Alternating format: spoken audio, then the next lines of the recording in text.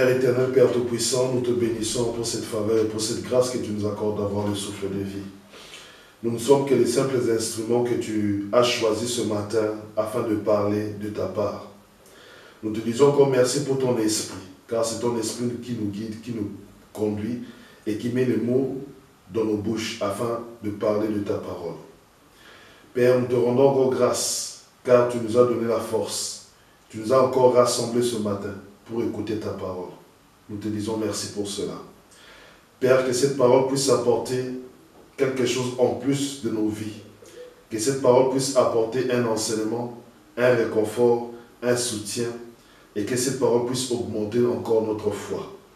Car la foi vient de ce qu'on entend, et ce qu'on entend vient de la parole du Christ. Nous te bénissons car tu nous parleras à travers cette parole. Et cette parole, nous savons qu'au nom de Jésus-Christ, apportera des fruits. Gloire te soit rendue, Père, pour tout ce que tu accompliras aujourd'hui. Au nom de Jésus-Christ. Amen. Amen. Amen. Shalom, shalom, bien-aimés dans le Seigneur. Vous êtes bien à l'église La Grâce de Dieu Paris France. Nous sommes situés au 12 square Gérard Philippe, à 78 190, dans la ville de Trappes, en Île-de-France. Pour ceux et celles qui veulent participer avec nous à un temps d'adoration de culte, nos horaires n'ont pas changé. Nos cultes sont de 10h à 12h. Et si vous voulez participer, n'hésitez pas à regarder dans la description de cette vidéo. Il y a mon numéro de téléphone, contactez-moi et je vous recevrai et nous pourrons discuter. N'hésitez pas, bien aimez la vidéo, partagez la vidéo et abonnez-vous si vous n'êtes pas encore abonné. C'est vraiment très important parce que quand vous êtes abonné, vous suivez toutes mes notifications de vidéos. Donc vous êtes à la page, si je puis dire ainsi, sur les vidéos et sur les enseignements. Aujourd'hui, bien aimé, ça sera aussi un temps d'exhortation et de réconfort. Mais je pense que le thème d'aujourd'hui est beaucoup plus un thème qui va nous réconforter. Vous savez, le retour du Seigneur Jésus-Christ, nous disons que c'est pour bientôt. Mais le temps que le Seigneur Jésus-Christ vienne, c'est un temps où nous disons, c'est un temps de préparation. C'est aussi un temps où le Seigneur choisit de séparer ceux qui sont à lui et ceux qui ne sont pas à lui. C'est un temps où le Seigneur nous montre la différence entre ceux qui le servent et ceux qui ne le servent pas. C'est un temps où le Seigneur nous prépare aussi à sa venue. C'est-à-dire qu'il veut que nous puissions être saints, purs, sans tache. Et c'est un temps où le Seigneur veut que nous puissions devenir de plus en plus saints, marcher de plus en plus dans la sainteté, augmenter notre sanctification, augmenter notre pureté, augmenter notre vie en Christ. C'est ce que le Seigneur est en train de faire en ce moment, en attendant qu'il vienne. Et tout autour de nous, nous avons aussi la vie de chaque jour. La vie de chaque jour. Nous avons la vie familiale, nous avons la vie professionnelle et nous avons la vie dans la communauté, dans la société.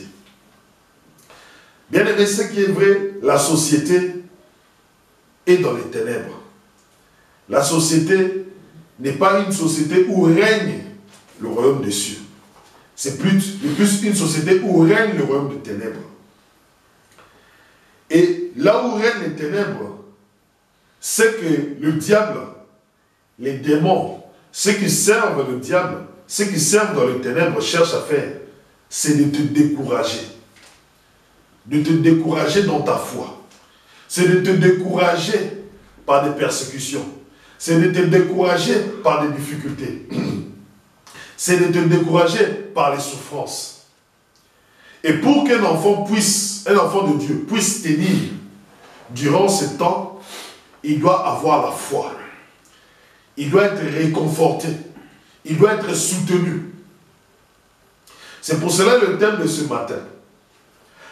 Et si Christ n'est pas ressuscité d'entre les morts, notre foi est vide ou vaine. Alléluia. Amen.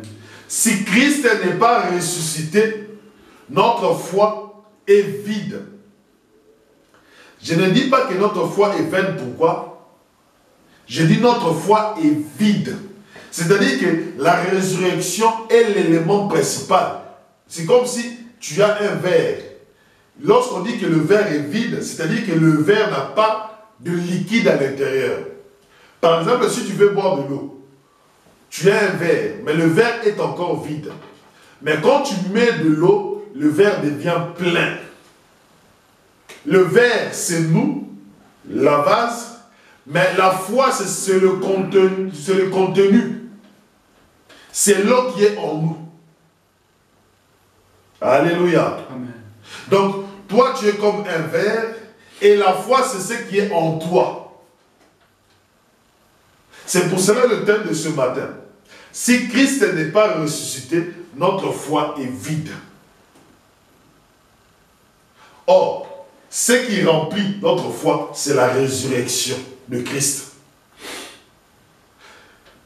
Vous savez, dans le temps de souffrance, c'est là que tu comprendras que la résurrection est quelque chose de très important. C'est dans le temps des maladies que tu comprendras que c'est là que la résurrection est très importante à croire. C'est le temps de persécution. Ce n'est que là que tu verras l'importance de cet enseignement, de la résurrection. Prenons 1 Thessaloniciens, chapitre 4, à partir du verset 13. Première épître des Thessaloniciens, le chapitre 4, à partir du verset 13. 1 Thessaloniciens, chapitre 4, à partir du verset 13. Je lis au nom de notre Seigneur Jésus-Christ. Nous ne voulons pas, frères, que vous soyez dans l'ignorance, que vous soyez ignorants au sujet des morts. Il ne faut pas que vous vous désoliez comme les autres, qui n'ont pas d'espérance. Puisque nous le croyons, Jésus est mort, puis est ressuscité. De même, ceux qui se sont endormis en Jésus, Dieu les amènera avec lui. Voici en effet ce que nous avons à vous dire sur la parole du Seigneur.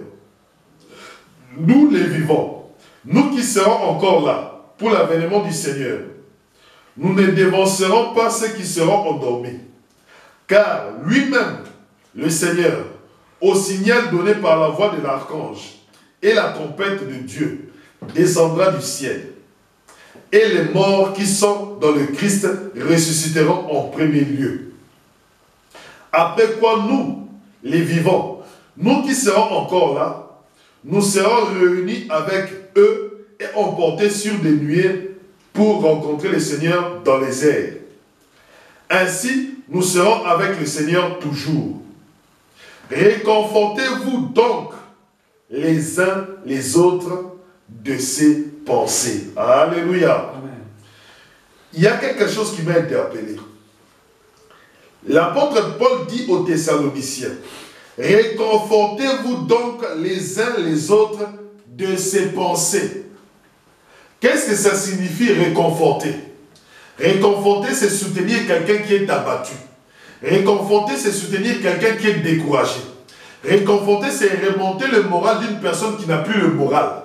Réconforter quelqu'un signifie que quelqu'un qui voulait abandonner la foi, qui voulait abandonner la route, le chemin du Seigneur Jésus-Christ, qui voulait abandonner sa vie de chrétien, sa vie de sanctification, sa vie de quoi? Des renonciations à soi. Qui voulait renoncer à cela pour retourner dans les ténèbres. On vient, on le réconforte. On lui dit, tiens bon, ne décourage pas. Pense à la résurrection des morts. Pense à la gloire que nous aurons. Regarde, le retour du Seigneur est proche. pense à ce que tu recevras comme récompense. Parce que bien aimé, lorsque tu es dans la persécution peut être dure. La maladie peut être dure. Le combat peut être dur. Cela peut te pousser à renoncer. Or, si tu renonces, c'est la victoire du diable. Mais quand tu ne renonces pas, c'est la victoire du Seigneur Jésus-Christ. Alléluia. Amen. Bien aimé, lorsque je vous parle de ces choses, ce n'est pas du blabla. Dans mon introduction, j'ai dit que nous sommes dans le monde et le monde est rempli de ténèbres. Le monde est rempli de gens qui sont mauvais. Quelqu'un peut te faire du mal sans que toi tu lui aies fait du mal. Quelqu'un peut te haïr sans que toi tu puisses le haïr. Quelqu'un te persécute seulement parce que tu crois au Seigneur Jésus-Christ. D'où vient ce thème, la résurrection des morts? Si Christ n'est pas ressuscité d'entre les morts, notre foi est vide. Il faut toujours que notre foi soit remplie de cette espérance-là, de la résurrection des morts. Bien-aimé, quand tu as la récompense de la résurrection des morts, tu regarderas ceux qui n'ont pas cette espérance-là. Toi, tu vas rigoler. Qu'est-ce qui montre que tu crois en la résurrection des morts? Qu'est-ce qui détermine que tu crois en la résurrection des morts? C'est ton comportement dans la société, c'est ta mise à l'écart, c'est ta mise à part, ta vie de sainteté, ta vie de crainte de Dieu, ta vie d'obéissance de la parole. Alléluia. Amen. Parce que celui qui croit que le Seigneur Jésus-Christ est ressuscité d'entre les morts, même s'il n'a pas encore vu le retour du Seigneur Jésus-Christ, il va manifester cela à la vie de Christ. Il a dit, comment est-ce que le Seigneur Jésus-Christ a marché? Le Seigneur Jésus-Christ a marché dans la sainteté. Comment est-ce que le Seigneur Jésus-Christ a marché? Il a marché dans la crainte de Dieu. Moi aussi, je dois marcher pareil que lui, afin que Dieu me ressuscite aussi d'entre les morts. Alléluia. Amen. Ce n'est pas que tu crois en la résurrection des morts, mais tu vis dans la débauche. Bien aimé, c'est contradictoire. Tu ne peux pas me dire que tu es prostitué et tu crois que le Seigneur Jésus-Christ te ressuscitera d'entre les morts en vivant dans la prostitution. Non, c'est deux choses qui sont opposées et différentes. Celui qui croit en la résurrection des morts, regarde l'exemple du Seigneur Jésus-Christ. Le Seigneur Jésus-Christ a cru que Dieu va le ressusciter d'entre les morts. Le Seigneur Jésus-Christ avait ses disciples. Mais remarquez une chose, les disciples sont partis, ils ont vu la résurrection. Mais lorsqu'on est parti leur dire que Jésus-Christ est ressuscité d'entre les morts, ils n'ont pas cru. Alléluia. Mon frère, les apôtres sont partis, ils ont vu la résurrection des morts, eux-mêmes ont ressuscité les morts. Mais lorsqu'on leur a dit que Jésus-Christ est ressuscité dans les morts, ils n'ont pas cru. Alléluia. C'est pour cela, bien aimé, il est très important. Tu as vu la résurrection des morts. Tu as vu la guérison au nom de Jésus-Christ. Tu as vu les paralytiques marcher. Tu as vu les lépreux être guéris. Tu as vu les gens qui avaient le sida. Le sida partir au nom de Jésus-Christ. Mais tu n'arrives pas à croire que Dieu a ressuscité Jésus-Christ d'entre les morts. Il y a un souci. Il y a un problème. Dites-moi, quelle est la pensée d'une personne qui est en train de mourir? Oui, bien aimé. Reste un peu calme. Imagine un peu la pensée d'une personne qui est en train de mourir. La personne qui est en train de mourir doit mourir avec une espérance. Alléluia. Amen. La personne qui est en train de mourir doit mourir avec une espérance. Je vais revenir sur le verset 13. Toujours 1 Thessaloniciens chapitre 4. Le verset 13. Nous ne voulons pas, frères, que vous soyez ignorants au sujet des morts. La première information que l'apôtre Paul nous donne, c'est au sujet des morts. Il ne faut pas que vous vous désoliez comme les autres qui n'ont pas d'espérance. Parce que quelqu'un qui est en train de mourir, il doit s'attacher à une espérance. Parce qu'il sait que la mort est inévitable. Il sait que tel que je suis là, je suis en train de partir. Il sait que je ne reviendrai plus à la vie. Mais il doit s'accrocher à une chose. Il doit s'accrocher à une vérité. Il doit s'accrocher à une vérité. Bien aimé, je dis bien, il doit s'accrocher à une vérité.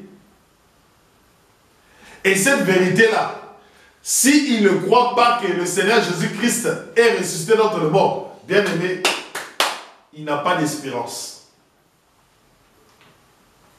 Ça veut dire qu'il meurt sans espérance. Il meurt sans croire en rien. Il meurt sans croire en rien. Mais à la différence, celui qui meurt avec une espérance n'aura pas peur de la mort. Alléluia. Bien aimé, la mort est comme un mystère. La mort est un mystère. Mais celui qui meurt avec l'espérance que Jésus-Christ est ressuscité d'entre les morts, il n'a pas peur de la mort. Et ça, c'est très important. Ça va te réconforter dans ta vie de chaque jour. Ça va te permettre d'avoir une vie qui est sobre, une vie qui est dans la piété, une vie qui est ordonnée. J'insiste, celui qui croit que Jésus-Christ est ressuscité d'entre les morts, il a une vie qui doit être ordonnée. Pourquoi? Parce que la sainteté nécessite l'ordre. Alléluia, frère. La sainteté nécessite l'ordre. La sainteté, ce n'est pas le désordre. La sainteté, c'est l'ordre. Ta vie doit être carrée. Ta vie doit avoir des principes. Celui qui n'a pas d'espérance n'a pas de principe. Mais celui qui a l'espérance de la résurrection d'entre les morts a des principes. Regardez la vie des apôtres. Regardez la vie de notre Seigneur et Sauveur Jésus-Christ. C'était une vie de principe. Bien-aimé, est-ce que ta vie est une vie de principe? As-tu des principes dans ta vie? Même les païens que tu vois ont des principes. Toi maintenant, qui as l'espérance de la résurrection, tu dois avoir encore plus de principes, car c'est par ces principes-là que tu pourras accéder au royaume des cieux. Alléluia. Comment mènes-tu ta vie? Regarde ta vie d'abord. Parce qu'un enfant de Dieu doit mettre sa vie sur la table. Il regarde, il dit, j'ai accepté Jésus-Christ comme Seigneur et Sauveur. Ok. Mais comment est-ce que je marche dans ma vie vis-à-vis de la résurrection de mort, vis-à-vis de l'espérance qui nous attend, vis-à-vis de la vie en Christ, vis-à-vis de la résurrection de mort, d'entre les morts, vis-à-vis de ma foi, vis-à-vis de la parole. Comment est-ce que moi, en tant qu'enfant de Dieu, je marche? Bien-aimé, sais-tu que d'autres personnes, à cause du nom de Jésus-Christ, ont été chassées de leur famille? Ils ont été régnés par leur père, par leur mère, à cause du nom de Jésus-Christ. Sais-tu que les gens, des fois, deviennent errants? C'est-à-dire qu'ils sont sans domicile fixe à cause de quoi? À cause seulement du nom de Jésus-Christ. Il y a un prix à payer. Pour être ressuscité d'entre les morts, il y a un prix à payer. Le Seigneur Jésus-Christ a payé le prix à la croix. Dis-moi maintenant, toi, tel que tu es là, tu ne fais pas de sacrifice dans ta vie. C'est-à-dire quoi? Au lieu de tu te dis que comme j'ai accepté Jésus-Christ et je suis sauvé, je peux continuer dans la débauche. Non, tu dois sacrifier la débauche. Tu dois sacrifier l'homosexualité. Tu dois sacrifier le lesbianisme. Tu dois sacrifier la corruption. Tu dois sacrifier la prostitution. Tu dois sacrifier tout ce qui n'est pas tout ce qui est impur, tu dois tous les sacrifier. Si tu allais en boîte, tu écoutais des chansons mondaines qui te poussaient à la débauche, qui te poussaient à l'alcool, qui te poussaient à t'enivrer, qui te poussaient à prendre de la drogue. Bien aimé, tu dois sacrifier tout cela. Si tu étais dans la pornographie, si tu étais dans la masturbation, bien aimé, tu dois sacrifier tout cela. Oui, bien aimé. La résurrection de mort est très, très importante. Et pour que tu puisses arriver à sacrifier cela, ce n'est qu'en croyant que Jésus-Christ est ressuscité d'entre les morts. C'est ça qui est le contenu de ta foi. C'est ça qui est le moteur de ta foi. C'est ça qui est la chose la plus importante. Car si tu ne crois pas que Jésus-Christ est ressuscité d'entre les morts, ta foi est vaine, ta foi est vide. Ça ne sert à rien. Ta foi ne sert à rien. Ta foi ne sert à rien.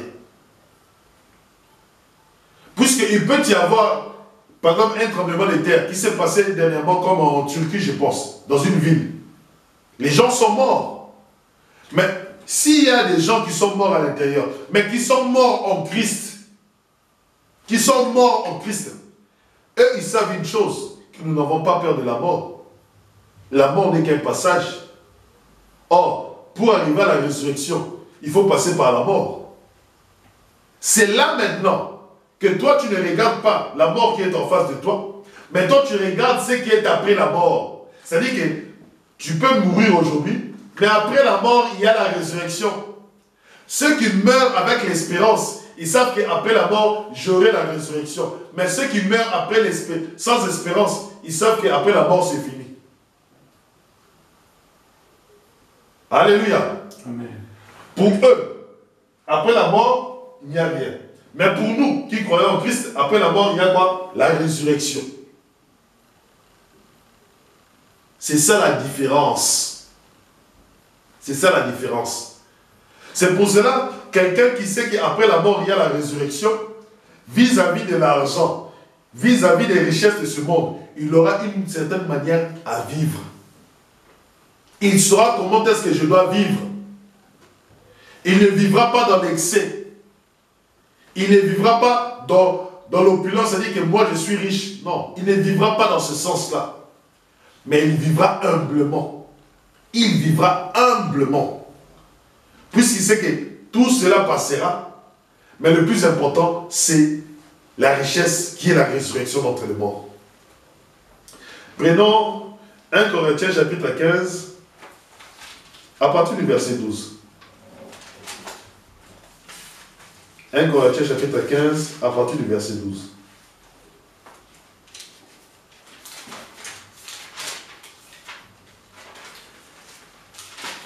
Nous devons... 1 Corinthiens. Chapitre 15.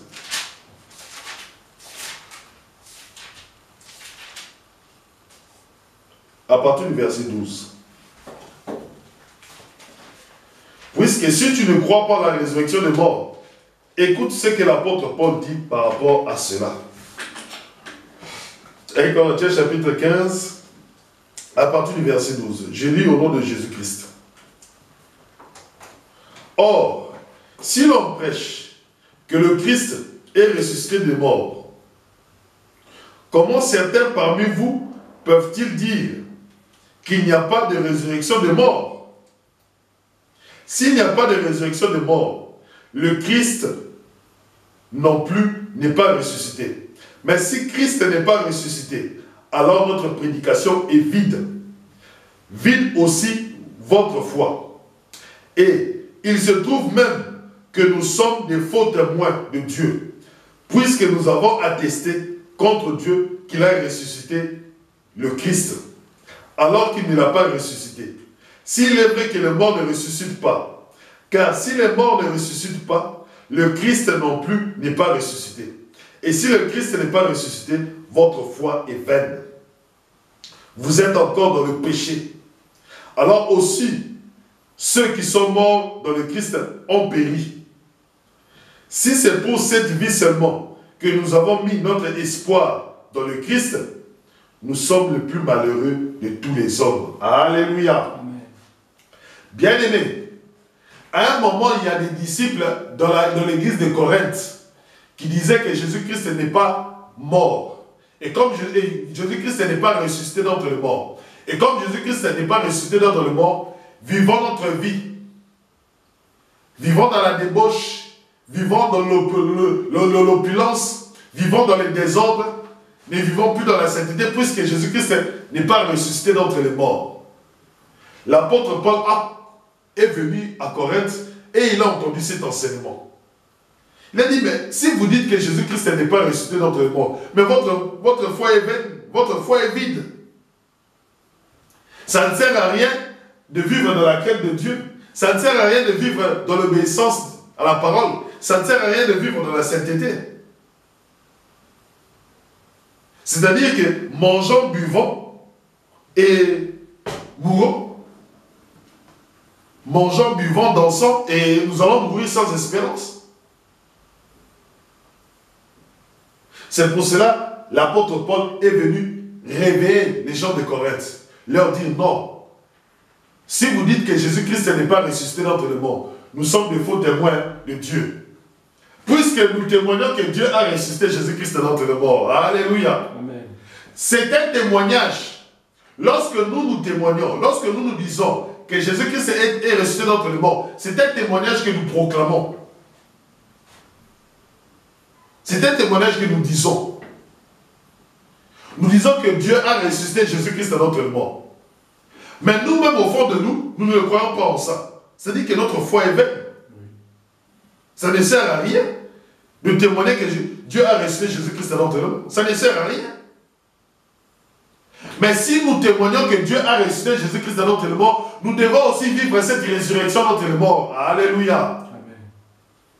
Puisque le baptême, tu es immergé dans l'eau, c'est la mort. Lorsqu'on te fait sortir, c'est comme une résurrection. Donc, si tu ne crois pas que Jésus-Christ est ressuscité d'entre les morts, même ton baptême ne vaut rien. Même ton baptême ne vaut rien. Puisque le baptême, c'est la mort et la résurrection. La mort, c'est-à-dire que l'ancien Adam, le premier Adam est mort, et celui qui revient à la vie, c'est le nouveau. On meurt en Christ et on ressuscite en Christ aussi. Tu ne peux pas dire que tu crois au Seigneur Jésus-Christ, que tu crois à l'évangile, sans croire à la résurrection des morts. Bien-aimé, même si tu es malade, même si tu es souffrant, cette parole ici doit te réconforter. Quelqu'un qui est à l'hôpital, qui est dans un état critique, où le médecin dit, nous ne savons pas s'il va survivre. Il n'a que deux espérances. Si il guérit, il glorifiera Dieu. Et il dira merci au Seigneur Jésus-Christ. Mais sa deuxième espérance, ce sera quoi? Même si je meurs, je sais que la résurrection des morts sera à toi. Sache une chose, que cet enseignement est très important. C'est la base, c'est le socle, c'est le fondement de ta foi. 1 Corinthiens chapitre 15 toujours. Prenons à partir du verset 20 jusqu'au verset 28. Et nous allons clôturer par cela. Verset 20 jusqu'au verset 28. Je lis au nom de notre Seigneur Jésus-Christ. Maintenant, le Christ est ressuscité des morts, prémisse de ceux qui se sont endormis. Car la mort étant venue par un homme, c'est par un homme aussi que vient la résurrection des morts. De même, en effet, que tous meurent en Adam, tous aussi revivront dans le Christ. Mais chacun en son rang. En tête le Christ, comme prémisse, ensuite ceux qui seront en Christ, au Christ, lors de son avènement. Puis ça sera la fin, quand il remettra la royauté à Dieu, le Père, après avoir détruit toute principauté, domination et puissance. Car il faut qu'il règne jusqu'à ce qu'il ait placé tous ses ennemis sous ses pieds. Le dernier ennemi détruit, c'est la mort. Alléluia. Amen. Frère, Le dernier ennemi à être détruit, c'est qui? La mort. Maintenant, toi qui as peur de la mort, qui a peur de la mort, qui a peur de la mort, nous avons cette espérance que la mort sera détruite. C'est pour cela que tu vois que nous n'avons pas peur de la mort. Le Seigneur Jésus-Christ à la croix n'avait pas peur de la mort. Il n'a pas eu peur de la mort, il a affronté la mort. Parce que lui, en tant que prémisse, il devrait affronter la mort. Puisqu'il est le prémisse, il est le premier-né, il est la première résurrection d'entre les morts. C'est lui, le prémisse. Et il devait d'abord nous montrer l'exemple. Il devait nous montrer, dire, je vous ai dit de ne pas avoir peur de la mort. Regardez-moi, je suis mort, mais le Père m'a ressuscité d'entre les morts. N'ayez plus peur de la mort. Et qu'est-ce qu'il a fait encore plus? Le dimanche passé, nous avons lu que lorsque le Seigneur Jésus-Christ est sorti du tombeau, il n'est pas sorti seul, il est sorti avec des saints. Il est sorti avec des saints. Tout cela pourquoi? Pour montrer aux disciples que la résurrection des morts était vraie. Il est apparu aux disciples. Il leur a dit, touchez-moi, c'est moi, Jésus-Christ. Parce qu'ils étaient enfermés, ils avaient peur. Oui, bien-aimé, la résurrection de Jésus-Christ a changé la vie de l'humanité. La résurrection de Jésus-Christ a changé notre vision vis-à-vis de la mort. La résurrection de Jésus-Christ nous a donné une joie qu'il y a un homme qui a vaincu la mort. La mort sera détruite. Un jour, la mort sera détruite. Et même ceux qui meurent en Christ savent que même si je suis en train de mourir, mais sache mort que tu seras détruit. Alléluia. Amen. La mort, tu dois savoir que tu seras détruite. Alléluia. Amen. Frère, il y a des apôtres qui ont été crucifiés. Il y a des gens qui ont été déchirés en deux. J'ai vu des gens être enterrés à cause du nom de Jésus-Christ. Ils sont, lorsque les gens les tuaient, ils pensaient que les gens avaient peur de la mort. Ils disaient non, on n'a pas peur de la mort. La mort sera détruite. Ne vous inquiétez pas. Même si je meurs, je sais que toi, mort, tu seras détruit. Alléluia. C'est ça, un chrétien. Lorsqu'il entend ces paroles, il est en train de se réconforter. Nous sommes en train de nous réconforter. Nous sommes en train de nous soutenir. Nous sommes en train de nous aider. Nous sommes en train de renforcer notre foi. Oui, bien-aimés. Nous n'avons pas peur de la mort. Et cette ville de trappe verra le réveil. Alléluia. Amen. Les gens se vont là. Non, bien-aimés, nous sommes en Christ. Et en Christ, la mort ne nous fait pas peur. Tu diras, mais toi en Christ, tu es pauvre, toi en Christ, tu n'as pas une maison, un chrétien qui n'a pas acheté une maison, un chrétien qui n'a pas de voiture, un chrétien qui a des difficultés à manger. Donc Jésus-Christ, qu'est-ce qu'il fait? Mon Jésus-Christ me ressuscitera d'entre les morts. Amen. Ça, l'argent ne pourra jamais le faire. Oui. Alléluia. Amen. Vous venez là, toi, un chrétien, il doit avoir une voiture, il doit être un PDG, il doit être un entrepreneur. Bien aimé, si ce n'est que pour cette vie que nous avons cru en Christ, l'apôtre Paul nous dit que ça ne sert à rien. Si ce n'est que pour cette vie, que toi tu crois en Christ, si ce n'est que pour le matériel, si ce n'est que pour l'argent, tu dois laisser dans ton compte de l'or de l'argent. Bien aimé, si ce n'est que pour ça, bien aimé, tu as cru en vain. Tu as cru en vain. Puisque ceux qui sont riches, quand ils meurent, ils laissent toute cette richesse. Mais ils n'ont pas d'espérance. Parce qu'ils avaient mis leur foi dans l'argent. Alors, ne venez pas stresser les enfants de Dieu. Ne venez pas bousculer les enfants de Dieu. Non, tel que tu es là, tu dois être riche. Bien aimé, est-ce que tout le monde est appelé à être riche? Alléluia. Est-ce que tout le monde est appelé à être riche? le monde n'est pas appelé à être riche, mais tout le monde est appelé à travailler, à gagner sa vie. Alléluia. C'est ça la différence. Tout le monde n'est pas appelé à être riche, mais tout le monde est appelé à travailler et à gagner sa vie. Même le riche travaille. Même celui qui gagne 1500, 2000 euros, même celui qui gagne 500, 600 euros. Le peu qu'il gagne, il le gagne en travaillant.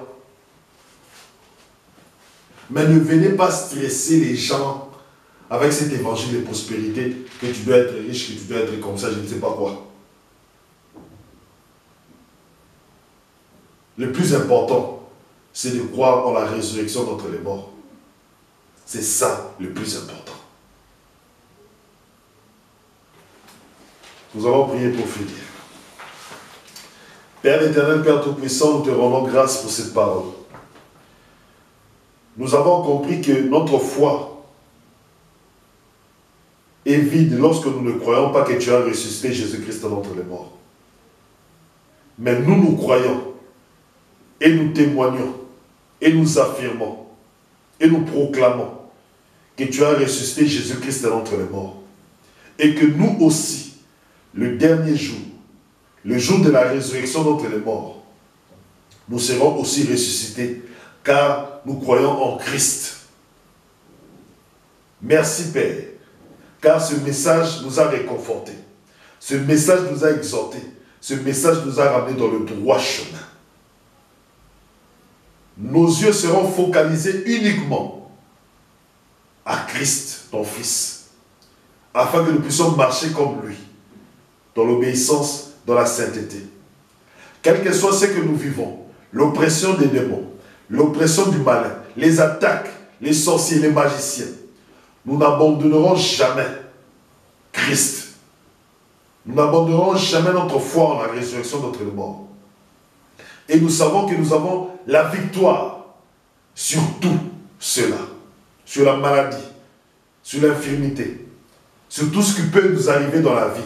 Nous avons la victoire au nom de Jésus-Christ, car il vit éternellement. Nous te bénissons pour cette parole. Bénis soient ceux qui auront l'occasion de regarder et d'écouter cette parole. Au nom de Jésus-Christ, j'ai ainsi prié. Amen. Bien-aimés, soyez bénis. Je vous dis à dimanche prochain. Sois béni, mon frère. Sois béni, frère.